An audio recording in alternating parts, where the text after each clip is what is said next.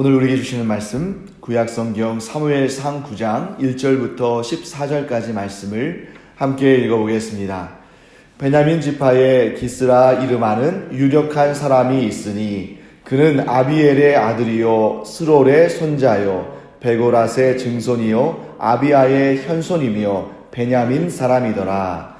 기스에게 아들이 있으니 그의 이름은 사울이요 준수한 소년이라. 이스라엘 자손 중에 그보다 더 준수한 자가 없고 키는 모든 백성보다 어깨 위만큼 더 컸더라. 사울의 아버지 기스가 암나귀들을 잃고 그의 아들 사울에게 이르되 너는 일어나 한 사환을 데리고 가서 암나귀들을 찾으라 하매 그가 에브라임 산지와 살리사 땅으로 두루 다녀 보았으나 찾지 못하고 사알림 땅으로 두루 다녀 보았으나 그곳에는 없었고 베냐민 사람의 땅으로 두루 다녀 보았으나 찾지 못하니라. 그들이 숲 땅에 이른 때에 사울이 함께 가던 사환에게 이르되 돌아가자. 내 아버지께서 암나귀 생각은 고사하고 우리를 위하여 걱정하실까 두려워하노라 하니 그가 대답하되 보소서 이 성읍에 하나님의 사람이 있는데 존경을 받는 사람이라. 그가 말한 것은 반드시 다 응하나니 그리로 가사이다. 그가 혹 우리가 갈 길을 가르쳐 줄까 하나이다 하는지라.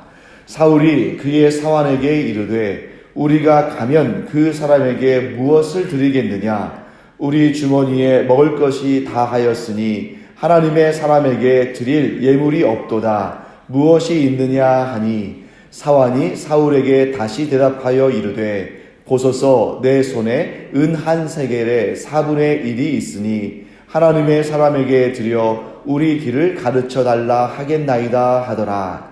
옛적 이스라엘의 사람이 하나님께 가서 물으려 하면 말하기를 선견자에게로 가자 하였으니 지금 선지자라 하는 자를 옛적에는 선견자라 일컬었더라. 사울이 그의 사환에게 이르되 내 말이 옳다 가자 하고 그들이 하나님의 사람이 있는 성읍으로 가니라. 그들이 성읍을 향한 비탈길로 올라가다가 물 기르러 나오는 소녀들을 만나 그들에게 묻되 선견자가 여기 있느냐 하니 그들이 대답하여 이르되 있나이다. 보소서 그가 당신보다 앞서 갔으니 빨리 가소서. 백성이 오늘 산당에서 제사를 드리므로 그가 오늘 성읍에 들어오셨나이다. 당신들이 성읍으로 들어가면 그가 먹으러 산당에 올라가기 전에 곧 만나리이다. 그가 오기 전에는 백성이 먹지 아니하나니 이는 그가 제물을 축사한 후에야 청함을 받은 자가 먹음이니이다. 그러므로 지금 올라가소서 곧 그를 만나리이다 하는지라.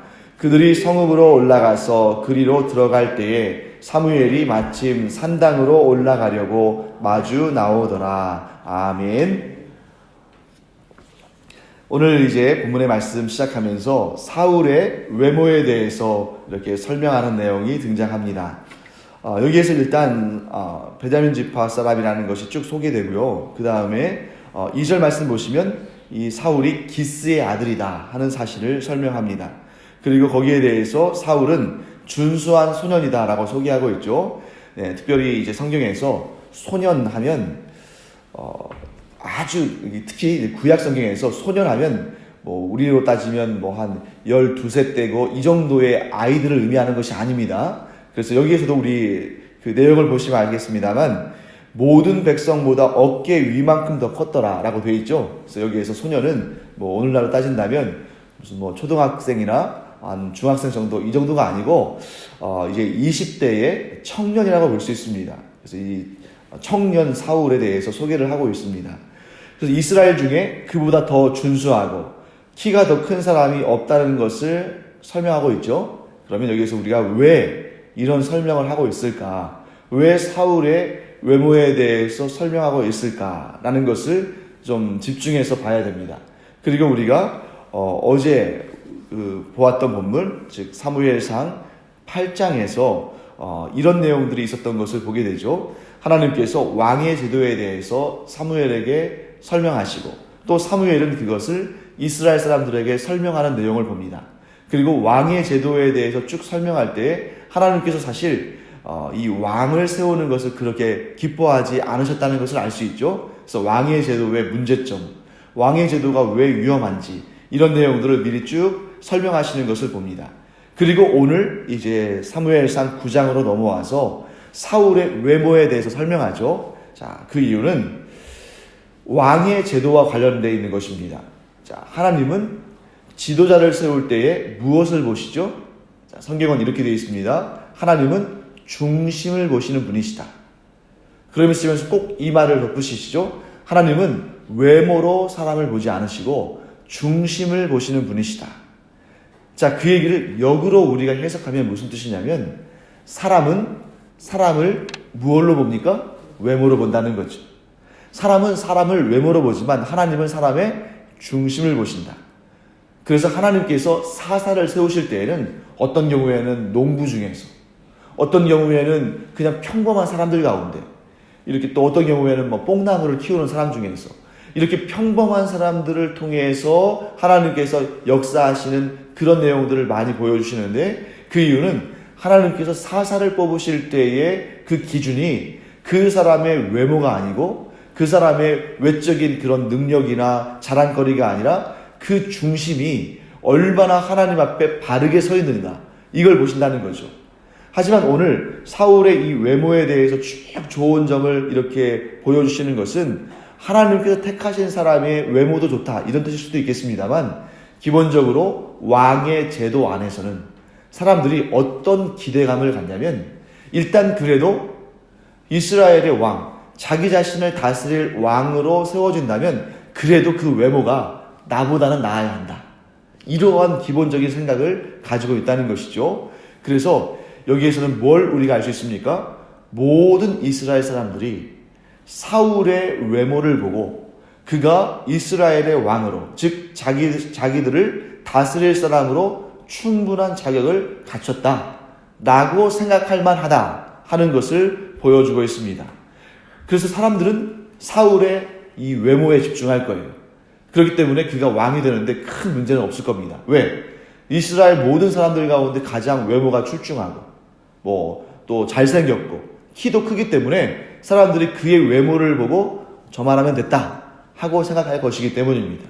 그게 사람들의 방식이죠. 하지만 하나님은 모든 역사를 손에 쥐고 계시고 모든 사람들의 중심을 아시는 분이시기 때문에 이미 사울뿐만 아니라 누구도, 다윗도 하나님의 저울 위에 올려져 있습니다. 사람들은 지금 이때 아직 사울이 왕으로 세워지기도 전이기 때문에 다윗은 생각도 못하고 있겠죠. 심지어 다윗은 이때 존재하지 않을 수도 있습니다. 그런 상황 가운데 하나님께서 다윗과 사울을 이미 그의 저울에 올려놓고 계시는 것이죠. 그리고 이제 하나님은 이 사무엘상이라는 이 성경의 역사를 통해서 우리에게 무엇을 보여주시냐면, 과연 누구에게 왕의 자격이 있는가? 이 사울과 다윗 가운데 누구에게 왕의 자격이 있는가 하는 것을 우리에게 보여주시고 계십니다. 그 다음에 오늘 본문에 기스가 등장하죠. 여러분, 기스는 사울 때문에 우리가 아는 사람입니다. 그렇죠? 만약에 사울이 이스라엘의 왕으로 택함받지 못했다면, 즉 이스라엘의 왕으로 세워지지 못했다면 당연히 기스는 우리가 알래야 알 수도 없는 사람이죠. 그리고 그에 대한 사울의 아버지인 기스에 대한 첫 번째 사건은 뭐냐면 그가 암나귀들을 잃어버린 것입니다. 그러니까 이게 그렇게 기스에 대해서 좋게 설명하거나 기스가 또 위대한 인물이다거나 기스가 이스라엘의 왕의 아버지가 될 만한 인물이다거나 이런 내용이 아니잖아요. 고작 기스에 대해서 우리가 알고 있는 정보는 뭡니까? 사울의 아버지이며 무엇을 잃어버렸어요? 암나귀를 잃어버린 존재예요. 하지만 여러분, 우리가 여기서 꼭 알아야 할 사실이 있습니다. 기스 개인적으로 보면 암나귀를 잃어버린 일은 매우 좋지 않은 일이지만, 그러나 하나님은 그 일을 통해서도 역사하셔서 사울과 사무엘이 만나는 역사적인 순간을 예비하셨다는 것이죠. 그래서 우리는 어떻게 이 내용들을 정리할 수 있냐면, 때로는 우리가 정말 안타까워하는 일들, 왜 이런 일이 발생했을까? 이런 일은 있지 않았어야 되는데, 이런 일은 나에게 큰 손해고 좋은 일이 하나도 없다 라고 생각할 만한 그런 일도 하나님께서 사용하셔서 얼마든지 우리가 깨닫지도 못할 그런 놀라운 역사, 은혜로운 역사, 복된 역사를 이루시는 분이 바로 우리 하나님이시다 하는 것을 우리가 알게 됩니다. 그래서 우리가 예전에 저와 함께 이제 로마서를 공부하실 때에 들어보신 그런 기억이 있으실 수도 있는데, 제가 다시 한번 말씀을 드리면, 이 고대의 중동 땅에는 어떤 속담이 있냐면 이런 말이 있습니다. 나귀와 종은 동급이다. 단지 차이가 있다면 나귀는 말을 할 줄 모르고 종은 말을 할 줄 안다. 이런 속담이 있다는 거예요. 그래서 이 속담을 왜 로마서를 우리가 공부할 때 제가 왜 그걸 소개시켜드렸냐면, 그때의 이 속담을 어떤 의미로 제가 인용했냐면, 종이 얼마나 사람들에게 비천한 존재로 여겨지는가.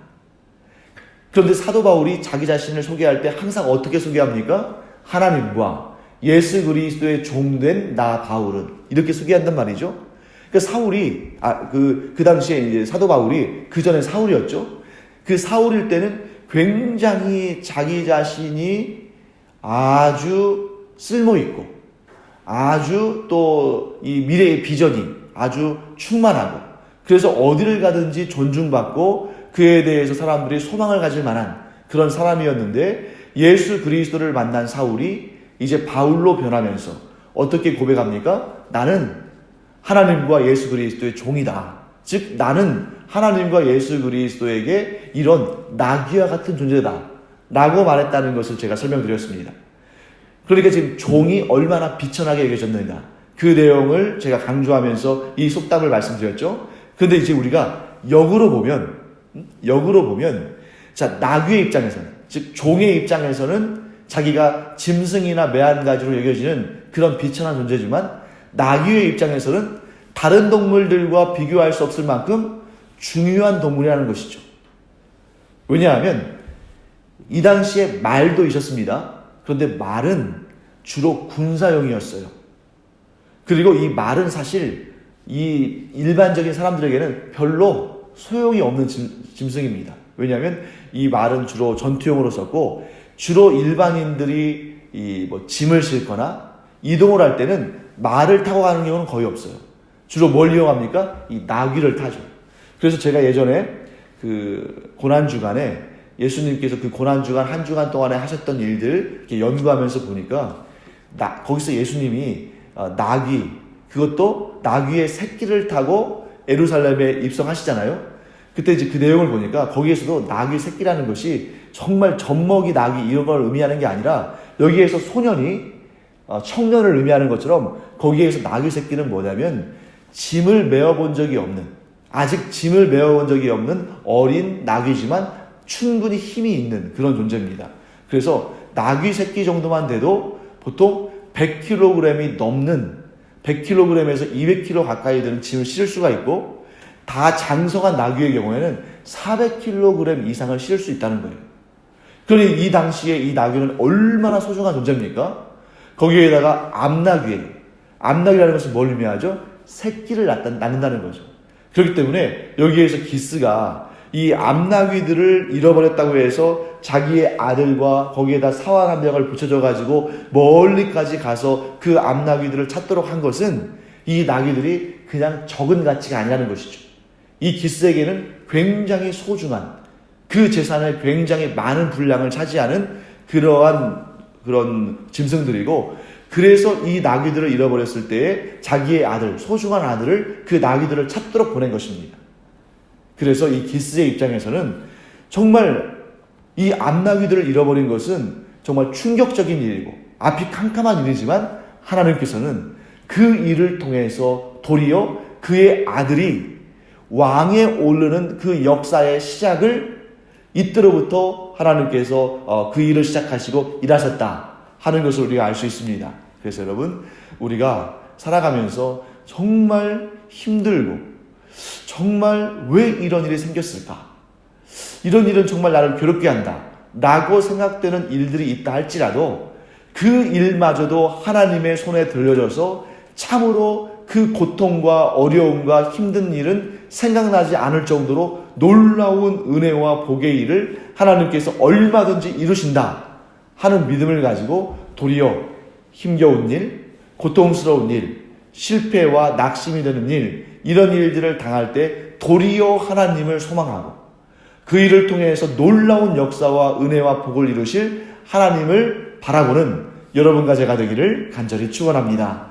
자, 그 다음에 이제 이 절망적인 상황 가운데 하나님께서 또 은혜를 부어주셔요.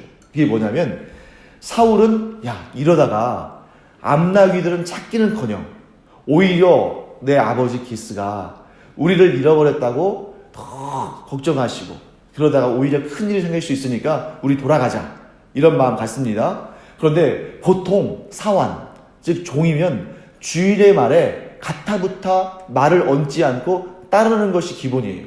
그게 종의 기본 아닙니까? 그런데 이 사환이 거기에서 말을 더 얹죠. 사울은 돌아가려고 했습니다. 그때 그 사환이 그 사울의 말을 듣고 그냥 돌아갔으면 사무엘을 만나지 못했겠죠. 그런데 그 사환이 뭐라고 말합니까? 이 성읍에 누가 있다? 하나님의 선견자가 있다. 그런데 그 하나님의 선견자가 그냥 선견자가 아니라 참으로 대단한 능력을 가진 사람인데 그가 말하면 모든 것이 다 응하여진다 라고 말합니다. 그 말에 사울이 이제 솔깃한 거죠. 그런데 그에게 뭐가 없습니까? 뭐 들을 것이 없는 거예요. 근데 들을 것이 없는데 마침 또 하나님께서 이 사환에게 적은 분량이지만 그에게 또 어느 정도의 그 돈을, 이 당시에 은이라고 하는 것은 곧 돈이니까요, 돈을 또 이렇게 예비해 두신 것입니다. 그래서 이제 그걸 가지고 에브라임 산지에 있는 숲 땅으로 올라가는데, 이 에브라임 산지는 보다 큰 영역이고 그 다음에 거기에 있는 숲 땅은 조금 작은 영역이지만 그 안에 또 뭐가 있냐면 라마라는 성읍이 있는 거예요. 이 라마 하면 여러분 기억나시죠? 라마 하면 반드시 누굴 기억해야 됩니까? 사무엘을 기억해야 됩니다. 라마는 사무엘의 고향이고 사무엘이 그의 노년에 정착했던 곳이기도 하죠. 그래서 이곳에 이 라마로 들어가서 사무엘을 만나는 그 일이 예비되어 있는 것입니다. 자, 하나님께서 어떻게 보면 기스가 암나귀를 잃어버린 일도, 그렇죠? 기스가 암나귀를 잃어버린 일도, 또 사울이 아버지에 대해서 걱정하고 또 나중에 이제 이 사무엘을 만나러 갈 때 그 수중에 돈이 없었던 일도, 어떻게 보면 다 좋은 조건은 아니잖아요. 그런데 그런 좋은 조건이 아닌 상황 가운데서도 무시할 수도 있는, 저 사람 말은 들을 필요 없어, 내 뜻대로 해야지 하고 무시할 수도 있는 한 사환의 말에 귀를 기울이게 한 것도, 여러분, 이 모든 것들이 우연처럼 보여줄 수 있습니다. 그러나 이 모든 일들이 우연이 아닌 것은 하나님께서 이 모든 일들을 통해서 역사하고 계신다는 거예요. 즉, 사람의 눈에는 우연처럼 보이고, 사람의 눈에는 불운한 것으로 보이고, 사람의 눈에는 피하고 싶은 이런 것들도 하나님의 손에 들려지면 아주 귀하게 쓰임받는다. 그래서 여러분, 제가 지금 이 뒤에 내용들도 많이 있는데 이걸 좀 몇 번 나눠서 해야겠네요. 그래서 특별히 오늘 이 1절부터 14절까지 이 내용 가운데는 굉장히 중요한 내용들이 있기 때문에 제가 어쩌면 3일 정도 나눠서 해야 할 것 같습니다. 3일 정도에 걸쳐서 이 내용들을 계속 볼 텐데요. 우리가 이 내용들을 이제 앞으로 계속 보면서 어떤 생각을 가지고 봐야 되냐면, 하나님의 사람들에게 우연처럼 보이고 불운처럼 보이는 이 모든 것들도 그것을 우연으로 받아들이면 그냥 우연일 뿐입니다. 하지만 그런 모든 일들에 하나님께서 어떤 의미를 담아 놓으셨을까? 하나님께서 이 일을 통해서 어떻게 역사하실 것인가? 하나님께서 이 일을 어떻게 더 좋게 만드실 것인가? 우리의 마음이 그렇게 쏠려가면 하나님께서는 반드시 그 가운데 담아 놓으신 귀한 역사를 이루실 것입니다. 그것을 깨닫지 못한 사람에게도 이런 놀라운 역사를 이루시는데, 그것을 깨달은 사람에게는 얼마나 더 풍성한 은혜를 베푸시겠습니까? 그래서 우리가 이 부분을 분명히 알아야 됩니다. 믿지 않는 사람들도 뭐라고 말하냐면 긍정적인 사고방식이 굉장히 좋은 일을 만들어낸다, 이런 얘기를 해요. 신앙이 없는 사람들도 그러니까 계속 이제 그 자기 개발서랄지 이런 내용들을 보면 신앙이 없는 사람들도 항상 좋게 생각해라, 항상 긍정적으로 여겨라, 항상 거기에서 꿈을, 비전을 발견해라, 이렇게 말한다는 거죠. 그리고 실제로 그렇게 해서 성공한 사람들도 많이 있습니다. 믿지 않는 사람들도 그런 긍정의 힘을 믿고, 믿지 않는 사람들도 그렇게 좋게 생각하면 좋은 열매를 맺는다는 것을 아는데, 하물며 역사의 주인 되신 하나님을 믿고 따르는 우리가 이러한 일들 가운데, 심지어 우리가 보기에 좋지 않아 보이는 일들 가운데서도 하나님께서 얼마든지 역사하셔서 그 일을 도리어 놀라운 역사의 이 디딤돌로, 씨앗으로 사용하신다는 것을 우리는 알아야 됩니다. 만약 우리가 그 사실을 알지 못하고 그 사실을 고백하지 못하고 그렇게 행하지 않는다면 정말 손해 중에 손해예요. 왜 그렇습니까? 하나님은, 제가 이제 지난번 마태복음 강의할 때도 말씀드렸습니다만, 반쪽짜리 하나님이 되기를 원치 않으시는 거예요. 많은 사람들이 내가 기대하는 일, 내 눈에 보기 좋은 일, 내 입맛에 맞는 일, 또 누가 봐도 그럴싸한 일들, 또 그 성공적인 일들, 또 복의 일들, 또 선한 일들, 이런 것들만 가지고 역사하는 줄로 생각하기 때문에, 하나님께서 그런 일만 가지고 역사하시는 줄로 생각하기 때문에 좀 고통과 번민과 낙담과 실패와 문제들과 이런 것들을 마주쳤을 때 막 실망한다는 거죠. 왜? 이것은 하나님께서 사용하시는 방법이 아니라고 생각하니까. 하지만 온전하신 하나님, 모든 것을 들어 사용하시는 하나님, 특별히 모든 것이 합력하여 선을 이루게 하시는 하나님은 이런 일들, 즉 오늘 기스가 암나귀들을 잃어버린 일, 또 사울과 그 사환이 그 암나귀를 찾지 못하고 돌아서야만 하는 그런 상황들, 이런 상황들을 다 통틀어 하나님께서 사용하시기 때문에 그 결과가 어떻습니까? 결국 나중에 사울이 사무엘을 만나고 그가 왕에게 기름 부어주는 그런 놀라운 역사를 경험하는 것을 보게 됩니다.